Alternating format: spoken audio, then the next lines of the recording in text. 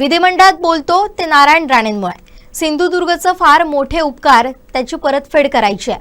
ना पैशांसाठी ना मंत्रिपदासाठी हा अट्टहास, असं म्हणत आमदार निलेश राणेंनी उपस्थितांची मनं जिंकले.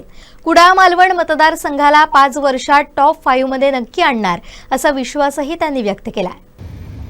आणि अनेक वेळेला संघर्ष आमच्या आयुष्यातला कधीच संपला नाही. पण मी राणे आपण बजेटची भाषणं बघता अनेक वेळेला मला लोक विचारतात, निलेश हे सगळं तू बोलतोस कोणामुळे? मी बोललो एकमेव राणे साहेब. राणे साहेबांचं जेवढं जिल्ह्यावर प्रेम आहे आणि त्यांनी जेवढी या जिल्ह्यावर निष्ठा ठेवली आणि या लोकांनी जेवढी आमच्या साहेबांवर प्रेम आणि निष्ठा ठेवलं, असं नातं मला इतर कुठल्याच जिल्ह्यामध्ये कुठल्याच नेत्याचं आणि त्या लोकांचं दिसलं नाही. म्हणून या जिल्ह्यावरती अफाट प्रेम आमच्या माझं आणि नितेश की करायचं ना, झुंज द्यायची, अंगावर घ्यायचे विषय तर आपल्या जिल्ह्यासाठी द्यायचे. कारण का या जिल्ह्याने आम्हाला एक ओळख दिली. आज महाराष्ट्राच्या कुठल्याही कानाकोपऱ्यामध्ये आम्हाला वेगळी ओळख सांगावी लागत नाही.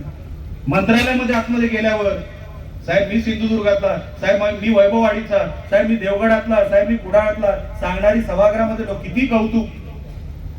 हे सगळं निर्माण करणारे आमचे राणे साहेब, त्यांच्या नावाला कुठे डाग लागू नये म्हणून हे सगळे प्रयत्न की त्यांनी कधी टीव्ही बघावा, त्यांनी कधी कुठली बातमी वाचावी, कधी माझ्या भावानी कुठली बातमी वाचावी, माझ्या आईनी बातमी वाचावी की हे निलेशच करू शकतो. आणि म्हणून आम्हाला त्याचा अभिमान आहे. ही शर्यत आहे. पैसा अजिबात नाही, मंत्रीपद अजिबात नाही. काय करायचंय? माझ्या घरात आहे, माझ्या घरात मंत्रीपद आहे, माझ्या घरात खासदारकी आहे.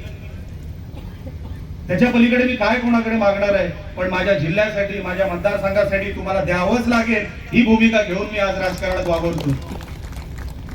त्याच्यामध्ये कोण माझ्याशी चांगलं वागेल, कोण माझ्याशी वाईट वागेल, माझ्या पक्षातले किती माझ्याशी चांगले वागतील, इतर किती माझ्याशी चांगले वागतील, त्याच्याशी मी नाही घेणं देणं ठेवत. माझ्या मतदारसंघामध्ये जे मी ठरवलंय, जे माझा बॅकलॉग भरून काढायचा आहे तो मी भरून काढणार म्हणजे काढणार. आणि या 5 वर्षामध्ये जसं मी निवडणुकीला सांगितलंय, या 5 वर्षामध्ये महाराष्ट्रामध्ये ह्या मतदारसंघाला टॉप 5 मध्ये नेणार म्हणजे नेणार, हा माझा संकल्प आहे. हा माझा